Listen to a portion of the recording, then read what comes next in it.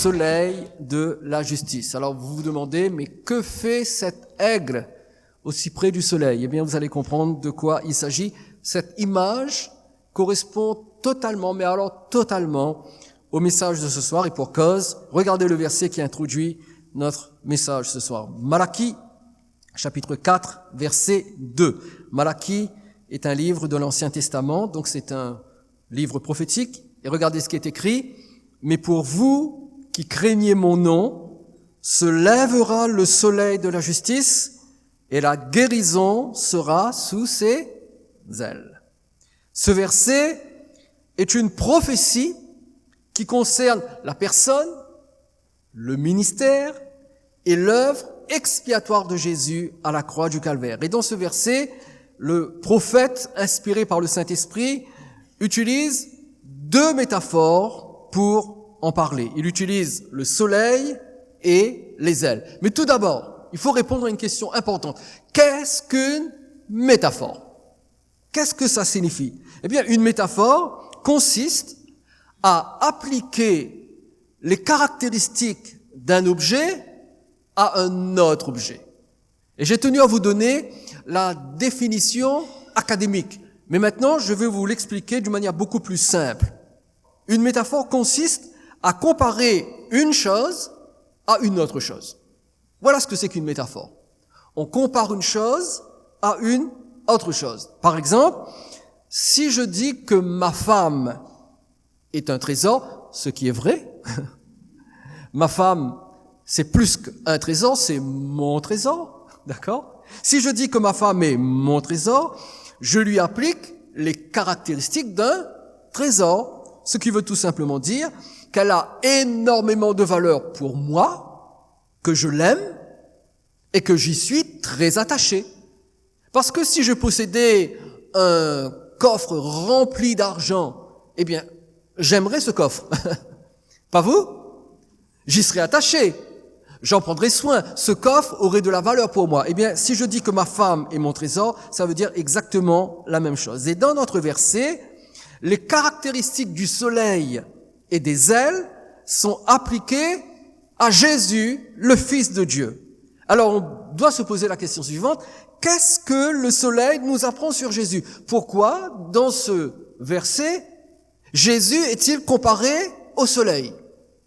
Mais pourquoi Jésus est-il comparé aux ailes? Qu'est-ce que les ailes nous permettent de découvrir au sujet de la personne de Jésus? Eh bien, la réponse, elle nous est donnée dans l'Évangile, dans la bonne nouvelle du salut qui est en Jésus. Tout d'abord, Jésus est le soleil qui se lève. Notre verset dit, se lèvera le soleil de la justice. Tout d'abord, donc, Jésus est le soleil qui se lève. C'est-à-dire que Jésus est ressuscité des morts. Tout comme le soleil se lève le matin et s'installe dans le ciel pour nous éclairer toute la journée, eh bien, de la même façon, Jésus s'est levé d'entre les morts et il vit à la droite de Dieu dans le ciel. Donc, c'est en ce sens que Jésus est le soleil. Ensuite, tout comme le soleil est la seule source de lumière naturelle pour éclairer la terre, pour éclairer notre monde, eh bien, Jésus est notre unique source de lumière spirituelle. C'est-à-dire, seul Jésus peut nous éclairer afin que nous marchions avec Dieu. S'il n'y a pas la présence de Jésus dans notre vie, nous n'avons aucune lumière spirituelle. Nous ne pouvons pas connaître Dieu. Nous ne pouvons même pas marcher sur le chemin de la vie. Et Jésus, en tant que soleil, il est notre lumière. Et enfin, en tant que Dieu, Jésus est comme un aigle.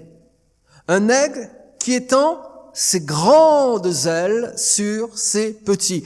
Et dans la métaphore des ailes, nous avons l'image de la protection, mais aussi de la provision. Où est-ce que nous trouvons cette image dans la Bible? Eh bien, regardez avec moi Deutéronome chapitre 32, versets 11 et 12. Deutéronome 32, versets 11 et 12. Pareil à l'aigle qui éveille sa couvée, voltige sur ses petits, déploie ses ailes, les prend, les porte sur ses plumes. L'Éternel seul a conduit son peuple, il n'y avait avec lui aucun dieu étranger. Et savez-vous que la maman aigle, comment est-ce qu'elle apprend à voler aux aiglons? Eh bien, elle les prend dans ses griffes et elle les amène très haut dans le ciel. Lorsque les aiglons sont en âge de voler. Ensuite, que fait la maman aigle? Elle lâche les aiglons au milieu du ciel. Ou alors, les aiglons se mettent à voler naturellement. Ou alors, s'ils ont des problèmes, que fait la maman aigle? Elle plonge et elle se met sous les aiglons et les aiglons atterrissent sous ses ailes. Et donc, ici, Dieu est comparé à un aigle qui vient, qui étend ses ailes et qui protège son peuple. Et nous avons la même image, la même vérité dans le psaume 91, le verset 1 à 4. Il est dit, celui qui demeure sous l'abri du Très-Haut repose à l'ombre du Tout-Puissant. Je dis à l'Éternel, mon refuge et ma forteresse, mon Dieu en qui je me confie, car c'est lui qui te délivre du filet de l'oiseleur, de la peste et de ses ravages. Et regardez bien le verset 4. Il te couvrira de ses plumes et tu trouveras un refuge sous ses ailes. Sa fidélité est un bouclier et une cuirasse. Tu trouveras un refuge sous ses ailes. En tant que soleil, c'est-à-dire en tant que victime expiatoire qui meurt à la croix, qui ressuscite, eh bien, que fait Jésus? Jésus nous apporte la justice. C'est pour cela que notre verset dit, pour vous se lèvera le soleil de la justice. Et lorsque la Bible parle de la justice, lorsque nous disons que Jésus est notre soleil de justice, cela signifie tout d'abord que Jésus pardonne nos péchés, afin que nous puissions avoir avec Dieu une relation juste. C'est pour cela que cela s'appelle la justice. La justice de Dieu, c'est ce qui nous permet d'entrer dans une relation juste avec Dieu. Donc, premièrement, en tant que soleil de justice, Jésus pardonne nos péchés. Mais en tant qu'aigle qui déploie ses ailes, c'est-à-dire qui nous prend sous sa protection, que fait Jésus? Eh bien, en tant qu'aigle qui étend ses ailes pour nous prendre sous sa protection, Jésus nous apporte la guérison pour nos corps souffrants et malades. Vous le savez, depuis que notre Église existe, nous parlons beaucoup du pardon des péchés. C'est important parce que voyez-vous, le pardon des péchés, c'est le plus grand miracle qu'un individu puisse vivre. C'est la condition indispensable pour vivre avec Dieu pour l'éternité. Nous devons recevoir le pardon de nos péchés. Cependant, nous ne devons pas oublier ni négliger la guérison de nos corps. Si Jésus s'occupe de notre âme, Jésus s'occupe également de notre corps. Et la guérison des corps occupait une large place dans le ministère terrestre de Jésus, mais aussi la guérison des corps, c'est un effet de l'œuvre rédemptrice de Jésus à la croix. Et j'aimerais vous parler de ces deux points ce soir, assez rapidement. Premièrement, parlons du ministère de Jésus. Le ministère de Jésus. Lorsque nous parlons du ministère de Jésus, vous le comprenez, nous faisons référence à ce que Jésus a fait pendant qu'il était sur terre.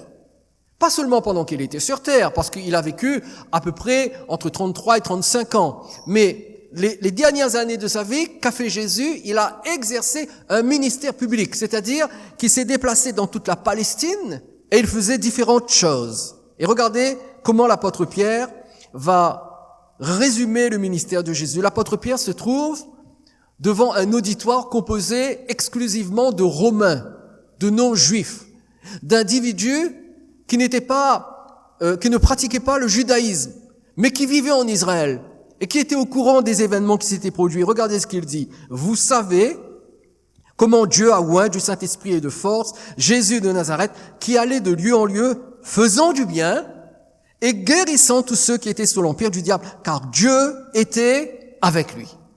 Et dans ce seul verset, l'apôtre Pierre résume parfaitement le ministère de guérison de Jésus. Et dans ce verset, nous apprenons deux vérités extrêmement importantes. Première vérité, la guérison est l'œuvre de Jésus, alors que la maladie est l'œuvre du diable. La guérison est l'œuvre de Jésus, alors que la maladie est l'œuvre du diable. C'est simple, c'est clair. Le diable afflige, mais Jésus libère. Et nous ne devons pas inverser les rôles. Ce n'est pas Jésus qui afflige et le diable qui libère, c'est le contraire. Le verset le dit. Que faisait Jésus? Il faisait du bien, il guérissait tous ceux qui étaient sous l'empire du diable, tous ceux qui étaient affligés par le diable. Et ce verset est clair. c'est le diable qui afflige. C'est le diable qui est à l'origine de la maladie. Par contre, c'est Jésus qui guérit. Ça, c'est une vérité que nous devons garder présent à l'esprit. La guérison est l'œuvre de Jésus. La maladie est l'œuvre du diable. Deuxième vérité. Les 3 personnes de la divinité sont incluses dans le ministère de guérison de Jésus. Les 3 personnes. Ce verset nous dit que le Père accorde la puissance du Saint-Esprit au Fils qui va en tout lieu et qui guérit les malades. Et les 3 personnes sont ensemble. Les 3 personnes sont dans un parfait accord. Le Père, oint de l'Esprit, le Fils, pour que le Fils guérisse les malades. Et nous avons besoin de bien comprendre que dans la Bible, Dieu le Père, Dieu le Fils et Dieu le Saint-Esprit sont tous les 3 concernés par la guérison de nos corps. Dieu le Père veut que vous soyez guéris. Dieu le Fils veut que vous soyez guéris. Mais Dieu le Saint-Esprit veut également que vous soyez guéris. Et j'aimerais rapidement et brièvement examiner l'action des 3 personnes de la Trinité dans la guérison. Premièrement, concernant le Père, Dieu le Père. Dans l'Ancien Testament, le Père, Dieu le Père, s'est révélé comme celui qui guérit. Regardons rapidement 2 textes. Premièrement, Genèse chapitre 20, verset 17. Genèse chapitre 20, verset 17. C'est un verset simple, limpide, catégorique. Que dit ce texte? Abraham pria Dieu et Dieu guérit. C'est clair, non? Abraham pria Dieu et Dieu guérit Abimelech, sa femme et ses servantes, et elles purent enfanter. Abraham a prié, mais ce n'est pas Abraham qui a guéri, c'est Dieu qui a guéri. C'est Dieu qui a guéri. Abraham n'avait aucun pouvoir pour guérir. Abraham n'avait aucune autorité pour guérir qui que ce soit. Par contre, il a prié. Et parce qu'il a prié, Dieu a guéri. Regardez maintenant Exode chapitre 15, verset 26. Là, nous allons un peu plus loin dans le temps. Les années ont passé. Abraham n'est plus. Le peuple d'Israël existe. Et au moment où se déroulent les événements desquels sont extraits ce verset, eh bien, Israël est sorti de l'esclavage d'Égypte. Et Dieu parle à Moïse. Et voilà ce que Dieu dit à Moïse. Et Dieu demande à Moïse de le répéter au peuple d'Israël. Dieu dit au peuple, si tu écoutes attentivement la voix de l'Éternel ton Dieu, si tu fais ce qui est droit à ses yeux, si tu prêtes l'oreille à ses commandements, si tu observes toutes ses lois, je ne te frapperai d'aucune des maladies dont j'ai frappé les Égyptiens, car je suis l'Éternel qui te guérit. Alors, en lisant ce verset, quelqu'un pourrait dire, mais ce verset contredit ce que vous venez d'annoncer. Vous avez dit que c'est le diable qui rend malade et que Dieu guérit, mais là, ce verset dit, Dieu déclare, je ne te frapperai d'aucune des maladies dont j'ai frappé les Égyptiens. Donc vous voyez, Eric Babef, Dieu rend malade? Eh bien non. Figurez-vous que non. Je vais vous dire pourquoi. Ça n'apparaît pas dans notre texte, mais ça apparaît dans l'hébreu, l'original. Dans l'hébreu original de ce verset, lorsque Dieu dit « Je ne te frapperai d'aucune des maladies dont j'ai frappé les Égyptiens », les 2 verbes « frapper » sont au mode permissif. Dans la grammaire hébraïque, il y a ce qu'on appelle un mode permissif. Tout le monde comprend permissif? C'est-à-dire donner la permission. Ce qui veut dire que ce verset, la traduction littérale de cette phrase, ferait dire à Dieu, je ne permettrai pas que tu sois frappé d'aucune des maladies dont j'ai permis que les Égyptiens soient frappés. Alors, je ne sais pas si c'est du bon français, mais vous avez compris ce que ça veut dire? Dieu donne la permission. Dieu dit, je ne permettrai pas. J'ai permis que les Égyptiens soient frappés. Je ne les ai pas, moi, frappés directement. J'ai permis qu'ils soient frappés. J'ai enlevé ma mesure de protection et ils ont été frappés. Et je ne permettrai pas que toi, tu sois frappé. Pourquoi? Car je suis l'Éternel qui te guérit. Et Dieu établit un contrat avec le peuple d'Israël. Si le peuple d'Israël obéit à Dieu, que fait Dieu?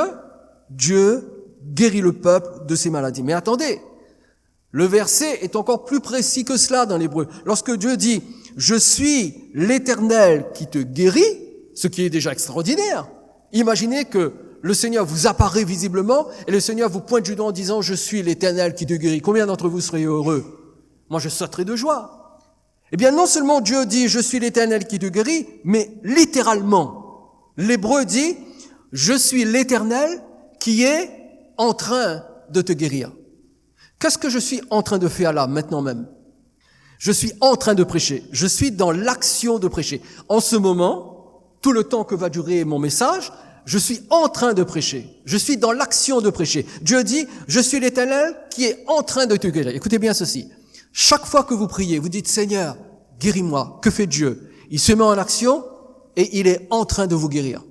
Par contre, lorsque 2 heures après vous dites, j'ai prié mais ça sert à rien, je suis toujours malade. Qu'est-ce que vous faites? Vous annulez votre prière et Dieu arrête d'être en train de vous guérir. Ce qui fait que beaucoup plus tard, vous dites, mais c'est incroyable, je prie, mais le bon Dieu répond pas même alors. Si, il a commencé à répondre, sauf qu'il était en train de te guérir. Et c'est un processus, comme la prédication. Je suis en train de prêcher, ça prend un certain temps. Donc quand Dieu dit, je suis en train de te guérir, ça veut dire qu'il commence le processus de la guérison. Je vais vous dire une chose, lorsque vous êtes souffrant et que vous priez, Dieu commence à vous guérir. Si vous restez dans la foi, vous verrez que dans quelques heures ou dans quelques jours, vous allez être bien. Vous allez être guéri. Parce que notre Dieu est le Dieu qui est en train de nous guérir. Chaque jour, dans ma prière personnelle, avec mon épouse, nous prions pour la guérison de notre corps. La Bible dit que 1000 tombent à ton côté et 10 000 à ta droite. Mais toi, tu ne seras pas atteint. À condition que tu vives sous la demeure du Très-Haut, à l'ombre du Tout-Puissant. Et il y a une protection surnaturelle, divine, dans nos vies, sur nos corps, parce que tous les jours, nous prions, et tous les jours, nous croyons, et tous les jours, nous proclamons que notre Dieu s'appelle Yahvé Rapha, l'Éternel qui est en train de nous guérir. Donc, quand vous priez Dieu, restez ancrés sur votre prière. Ne défaites pas votre prière 3 heures après avoir prié, sous prétexte que vous ressentez toujours les symptômes. Parce que dès que vous priez, Dieu se met en action. Il est en train de vous guérir. Notre Père est un Père qui guérit. Ton Père éternel est un Père qui te guérit. Tous les jours de ta vie, lorsque tu travailles, lorsque tu vas à tes occupations, cite ce verset, inscris-le dans ta mémoire, imprime-le dans ta conscience et dans ton cœur, et dis-le au fond de toi, Seigneur, tu es l'Éternel qui me guérit. Et ce soir, vous avez une vérité en plus qui s'ajoute. Seigneur, tu es le Dieu qui est en train de me guérir. Et marchez dans cette vérité tous les jours de votre vie. Deuxièmement, dans le Nouveau Testament, le Fils se révèle également comme celui qui guérit, à l'exemple de son Père céleste. Si le Père guérit, le Fils guérit. Parce que le Fils fait ce qu'il voit faire le Père. Luc chapitre 4, verset 40. Après le coucher du soleil, tous ceux qui avaient des malades atteints de diverses maladies les lui amenèrent. Qu'est-ce qu'il a fait? Il imposa les mains à chacun d'eux et les guérit. Et Jésus guérissait. Il guérissait par l'imposition des mains. Il guérissait aussi bien des groupes que des individus. Il guérissait par l'imposition des mains. Il guérissait également par une parole, sans même toucher le malade. Luc chapitre 5, versets 24 et 25. Or, afin que vous sachiez que le Fils de l'homme a sur la terre le pouvoir de pardonner les péchés, je te l'ordonne, dit-il au paralytique, lève-toi, prends ton lit et va dans ta maison. Et à l'instant, il, c'est-à-dire le paralytique, se leva en leur présence, prit le lit sur lequel il était couché et s'en alla dans sa maison, glorifiant Dieu. Je crois que cet homme ne s'est même pas rendu compte qu'il était guéri. Mais parce que Jésus avait donné un ordre. Il s'est levé, il a pris son lit, il est parti dans sa maison en glorifiant Dieu. Et je suppose qu'après arriver chez lui, il s'est rendu compte qu'il était guéri. Donc il a glorifié Dieu encore plus. Parce que le Seigneur lui avait donné sa guérison uniquement par une parole, sans le toucher. Qu'en est-il du Saint-Esprit? Est-ce que le Saint-Esprit, comme le Père et comme le Fils, est impliqué dans un ministère et une action de guérison? Bien sûr. Il n'y a rien que le Père et le Fils accomplissent sans que le Saint-Esprit ne fasse de même. Regardez ce qui est écrit dans 1 Corinthiens chapitre 12. Regardons les 2 versets, le verset 7 et le verset 9, parce que le Saint-Esprit ici révèle sa volonté et sa puissance de guérir. Que fait-il? Il accorde à l'Église des dons de guérison. Or, à chacun, la manifestation de l'Esprit est donnée pour l'utilité commune. À un autre, nous dit le verset 9, le don des guérisons par le même Esprit. Donc le Saint-Esprit aussi guérit. D'ailleurs, Jésus était revêtu de la puissance du Saint-Esprit et c'est par cette puissance qu'il guérissait les malades. Écoutez, c'est simple. Dieu guérit. Dieu guérit. Le Dieu de la Bible guérit. Est-ce que le Dieu de la Bible est votre Dieu? Eh bien, si le Dieu de la Bible est votre Dieu guérit. C'est l'évidence que l'on rencontre tout au long de la Bible. Jésus guérit, le Père guérit, le Saint-Esprit guérit. Et Jésus, le Fils de Dieu, a clairement démontré que Dieu veut guérir en exerçant un ministère itinérant de guérison. Il allait de lieu en lieu, de village en village, de ville en ville, de région en région, et il guérissait. Et là où il allait, là où Jésus se rendait, la guérison était sous ses ailes. Il était le soleil de la justice. Il se déplaçait, il amenait la lumière de la vie de Dieu. Et la guérison était sous ses ailes. Jésus n'a jamais refusé de guérir quelqu'un qui lui demandait la guérison. Jamais. Jamais. Jésus n'a refusé de guérir quelqu'un. Pourquoi refuserait-il de guérir aujourd'hui? Et pour les apôtres, après la résurrection, c'était toujours Jésus qui guérissait les malades. Regardez Actes chapitre 9, versets 32 à 34. Comme Pierre visitait tous les saints, il descendit aussi vers ceux qui demeuraient à Lyde. Il y trouva un homme nommé Aîné, couché sur un lit depuis 8 ans et paralytique. Pierre lui dit, qu'est-ce que Pierre lui dit? Aîné, Jésus-Christ te guérit. Lève-toi et arrange ton lit. Et aussitôt, il se leva. J'ai une proposition à vous faire ce soir. Si vous et moi, à partir de ce soir, nous décidions d'exercer une foi toute simple qui consiste à croire que Jésus-Christ guérit les malades. C'est simple, non? Si seulement vous et moi, nous décidions de croire que Jésus-Christ guérit les malades. Arrêtons de regarder à l'homme. Arrêtons de regarder à la religion. Arrêtons de regarder et d'écouter toutes les théories qui circulent aussi bien sur Internet que dans les cercles de réflexion qui prétendent que pour des raisons obscures, Dieu ne guérit pas. Et si nous nous mettions à croire simplement ce que dit la parole de Dieu, Jésus guérit. Pierre a dit à Aîné, Jésus-Christ guérit. C'était simple. Et Aîné a été guéri. Il s'est levé et il a été guéri.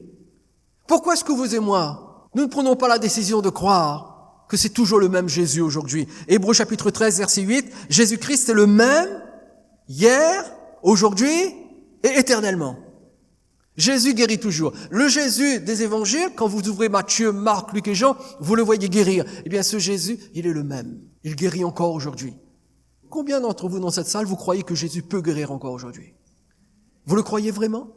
Si vous ne le croyez pas pour différentes raisons, parce que vous avez eu l'esprit un petit peu embarrassé par toutes sortes de théories venant du Nouvel Âge, ou du bouddhisme, ou de je ne sais pas quoi encore comme religion orientale, eh bien, à partir de ce soir, prenez la décision de croire ce que dit la parole de Dieu.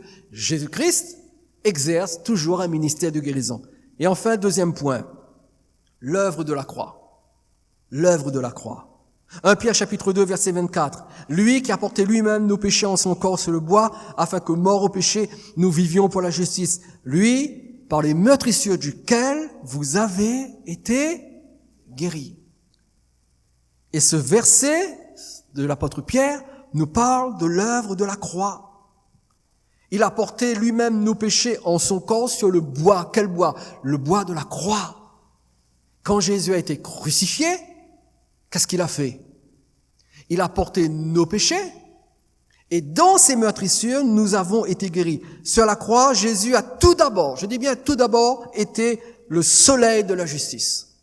Alors qu'il était attaché sur cette croix, qu'il était défiguré par la souffrance et par les mauvais traitements qu'il avait subis de la part de tous ceux qui lui en voulaient à mort, eh bien, sur cette croix, malgré cet état déplorable dans lequel il était, Jésus était le soleil de la justice. Pourquoi? Parce qu'il a porté nos péchés en son corps. Pour que nous soyons pardonnés, délivrés de nos péchés et que nous vivions pour la justice. C'est-à-dire, sur la croix, quand Jésus est mort, il est mort pour que nous soyons pardonnés et purifiés de nos péchés. C'est ce qu'il a fait à la croix. Premièrement, il a été le soleil de la justice. Mais deuxièmement, sur la croix, Jésus a aussi été l'aigle qui étend ses ailes. Ses deux bras ont été attachés, cloués, comme le plus vil des criminels. Et alors que ses deux bras étaient tendus et que ses mains étaient clouées à la croix, Jésus était l'aigle qui étendait ses ailes. Et sous ses ailes, il y avait la guérison. Pourquoi? Parce que dans ces meurtrissures, nous avons été guéris. Il est mort pour porter nos péchés. Il est mort pour porter nos maladies. Il est mort pour que nos péchés soient effacés, que nous soyons pardonnés. Il est mort pour que nos corps soient guéris. Et ce qui est incroyable et extrêmement important, c'est que ici, ce que dit l'apôtre Pierre, eh bien, ce n'est pas quelque chose qui vient de son propre cru à lui. En fait, l'apôtre Pierre ici cite une prophétie de l'Ancien Testament. Une prophétie que l'on trouve dans Ésaïe chapitre 53. Et regardez ces deux versets avec moi. Et vous allez reconnaître cette parole que prononce l'apôtre Pierre. Rappelez-vous, l'apôtre Pierre dit, lui, par les meurtrissures duquel vous avez été guéris. Regardez le verset 4 et 5 d'Ésaïe 53. Cependant, ce sont nos souffrances qu'il a portées. C'est de nos douleurs qu'il s'est chargé. Et nous l'avons considéré comme puni, frappé de Dieu et humilié. Combien vous et moi nous avons besoin d'avoir les yeux de nos cœurs éclairés pour voir ce que Jésus a fait sur la croix. Quand Jésus était attaché sur cette croix, qu'est-ce qu'il a porté? Il a porté vos souffrances. Il a porté vos douleurs. Verset 5. Mais il était blessé pour nos péchés. Il a été brisé pour nos iniquités. Le châtiment qui nous donne la paix est tombé sur lui. Il aurait dû tomber sur nous. Nous aurions dû mourir à la croix. Mais il a pris notre place. Il est allé mourir pour nous. Et c'est par ces meurtrissures que nous sommes guéris. Vous retrouvez ici cette parole qu'a prononcée Pierre? Lui, par les meurtrissures duquel vous avez été guéris. Cependant, il y a deux choses que nous devons noter au sujet de ces deux textes que nous venons de lire. Premièrement, Ésaïe 53 est une prophétie qui dépeint l'œuvre de Jésus. Le prophète Ésaïe, rempli de l'Esprit, voit l'œuvre de Jésus. Il ne comprend pas ce qu'il voit, mais il voit et il décrit ce qu'il voit. Et il ne voit pas uniquement l'aspect visible, matériel, physique de la chose. Il voit ce qui se passe dans la dimension spirituelle. Parce qu'il voit que sur ce bois, celui qui meurt sur ce bois, il voit que cette personne qui meurt sur ce bois porte les péchés de l'humanité et que dans ces meurtrissures, il y a la guérison. Donc il voit la réalité spirituelle sur la croix. Et cette prophétie d'Ésaïe dépeint l'œuvre de Jésus sur la croix et nous y apprenons que par sa mort, Jésus s'est occupé en même temps de nos péchés et de nos maladies. Par sa mort sur la croix, Jésus s'est occupé de notre âme et il s'est aussi occupé de notre corps.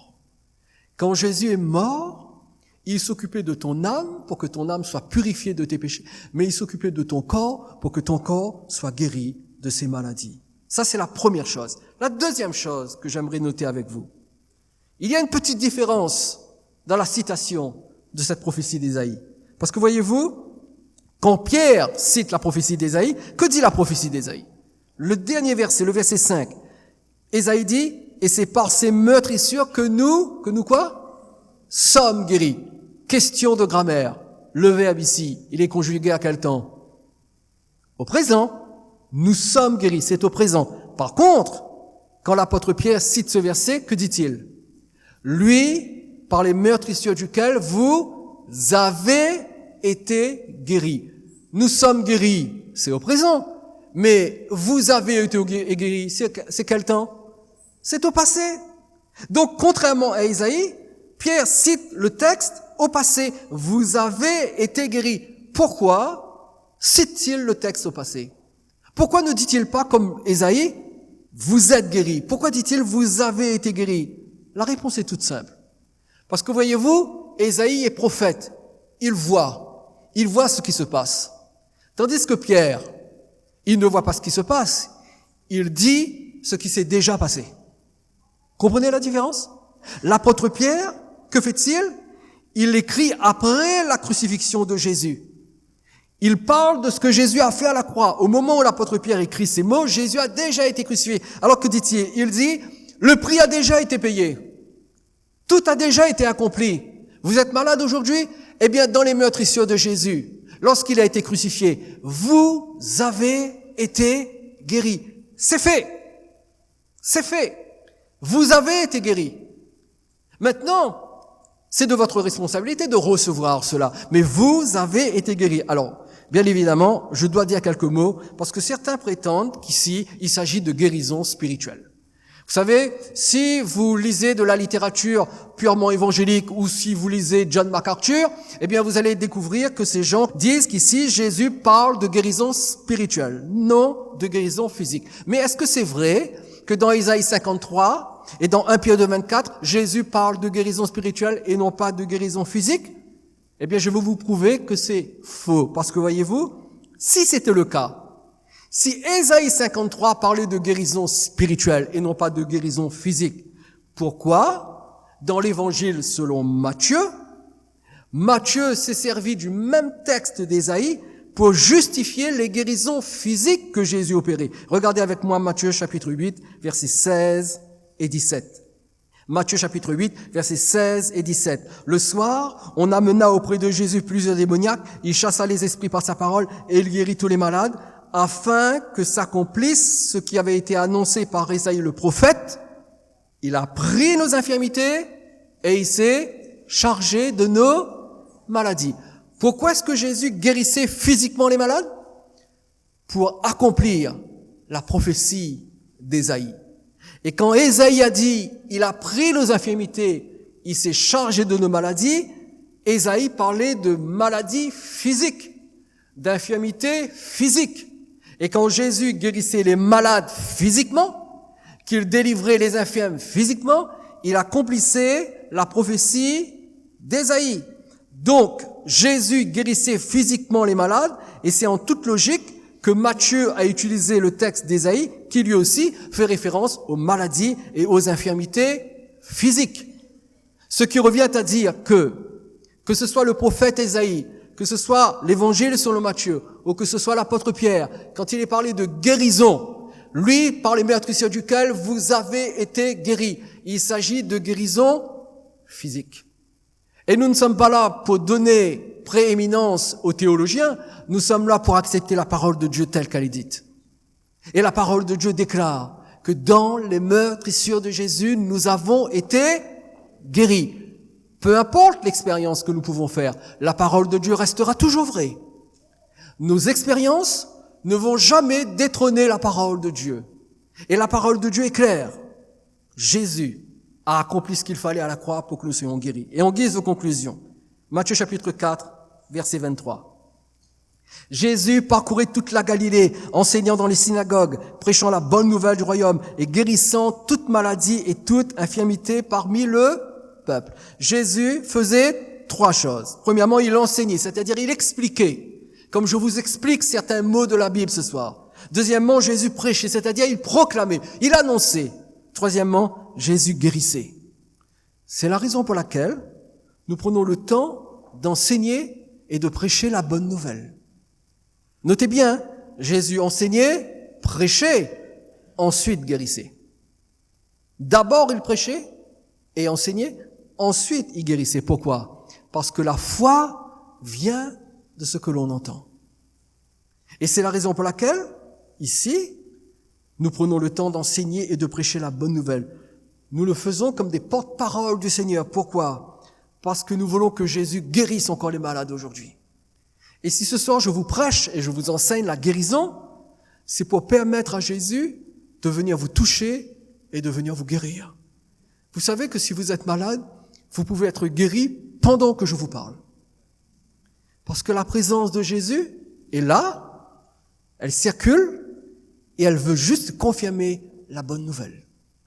Si vous recevez cette bonne nouvelle, si vous y croyez, si vous l'acceptez simplement, Jésus veut et Jésus peut vous guérir. Acceptez ce qui se dit. Acceptez la bonne nouvelle. Le psaume 107, le verset 20, et ce sera notre dernier verset. Psaume 107, verset 20. Il envoya sa parole et les guérit. Et les fit échapper de la fosse. Qu'est-ce qu'il a envoyé pour guérir?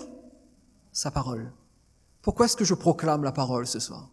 Pourquoi est-ce que je l'enseigne? Et pas seulement ce soir, 2 fois par semaine. Pourquoi est-ce que la parole est enseignée? Parce que Dieu envoie sa parole pour guérir. Cette parole qui apporte la guérison divine, c'est l'évangile que nous prêchons. Et chaque fois que l'évangile est prêché, chaque fois que l'évangile est accepté avec la foi simple d'un enfant, Jésus a dit, pour recevoir le royaume de Dieu, il faut la recevoir comme un enfant. Vous connaissez ces paroles? Eh bien, de la même façon, Ne vous compliquez pas la tête. N'allez pas chercher midi à 14h. N'allez pas fouiller sur YouTube, sur Internet. N'allez pas fouiller avec je ne sais pas quel théologien constipé. Venez simplement à la parole de Dieu. Croyez ce que dit la parole de Dieu. Ayez la foi dans l'enfant. La parole de Dieu vous présente Jésus guérissant. Croyez que Jésus guérit.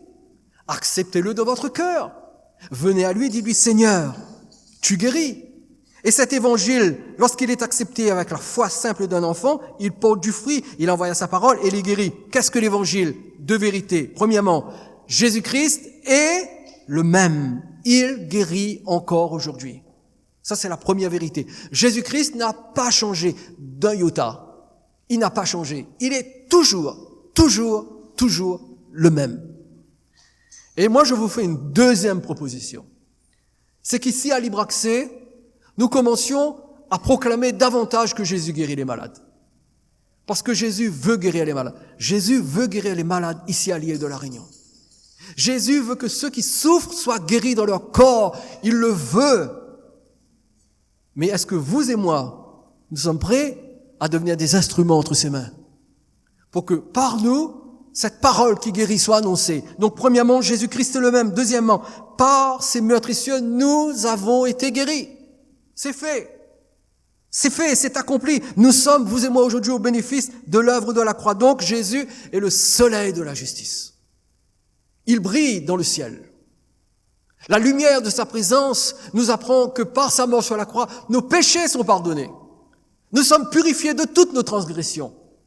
Il n'y a aucune accusation qui demeure contre nous si notre foi est placée dans le sacrifice de Jésus. Mais deuxièmement, parce qu'il est le soleil de la justice, sous ses ailes, il y a la guérison pour notre corps. Est-ce que vous voulez ce soir accepter que Jésus guérisse votre corps? Est-ce que vous voulez faire de Jésus votre médecin traitant? Cela ne vous empêche pas d'aller chez le médecin XYZW.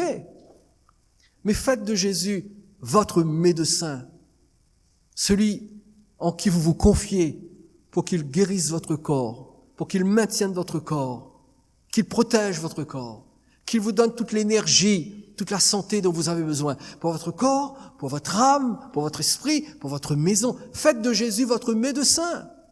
Laissez-le tout guérir. Laissez-le guérir votre âme, laissez-le guérir votre foyer, laissez-le guérir votre couple, votre maison, mais laissez-le guérir votre corps, parce qu'il veut le faire. Amen.